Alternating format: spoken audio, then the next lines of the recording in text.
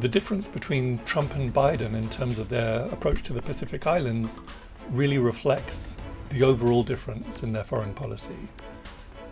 Trump's motto was America first. His administration didn't really pursue alliances, but talked quite openly about the need to maintain US hegemony. Now, Biden's foreign policy is somewhat more sophisticated than Trump's, but he's seeking ultimately the same thing as Trump. He's seeking to consolidate and expand US hegemony, US imperialism, but he wants to do it in a more consensual way, and he wants to build an alliance.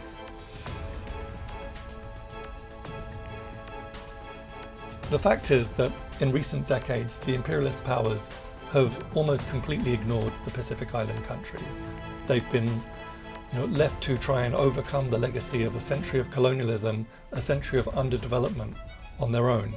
Many of these countries suffer terrible poverty, terrible inequality. Many of them struggle with high crime rates, with ethnic tensions, and these problems are largely a product of their colonial history. But the former colonizers don't apparently feel any sense of responsibility towards them. China, on the other hand, is a nearby major power that has never had a colonial relationship with these countries, but which is very willing to provide aid, trade, and investment, that's very willing to help these countries to develop without compromising their sovereignty. This will make sense for the Solomon Islands and for the other Pacific countries, but it's the opposite of what the US wants. As part of its strategy of China encirclement, and that's the reason for this kind of sudden flurry of diplomatic activity in the region. That's the reason for this forthcoming US Pacific Island Countries Summit. That's the reason for the US, Australia, Japan and Britain forming this Partners in the Blue Pacific.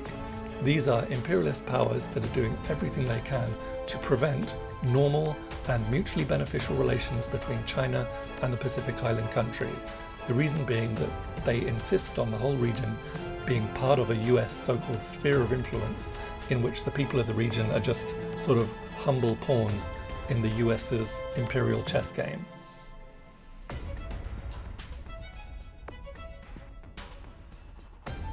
What the summit represents is, as you've said, an example of the Cold War mentality. Why has the United States suddenly decided that it cares about its relationship with the islands of the Pacific?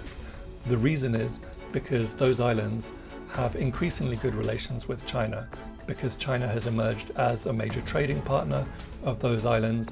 China is the principal supplier of COVID-19 vaccines to these islands.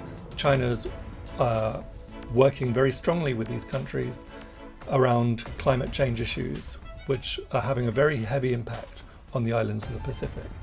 And the United States, not wanting to see China having good relations with these countries, suddenly decides that it will have a conference, it will have a summit, and that it will try and essentially bribe these countries back into the US camp. The Biden administration is paying much more attention to the Pacific Islands because he wants to incorporate these countries into an anti-China alliance so that they can form another island chain, and used potentially to intimidate or to blockade China. And the bigger picture is that the US economy has essentially run out of steam. There's no question of the US matching the dynamism of the Chinese economy. China's become, by far the world leader in new energy, in telecommunications, in 5G, in nanotechnology, and several other key areas.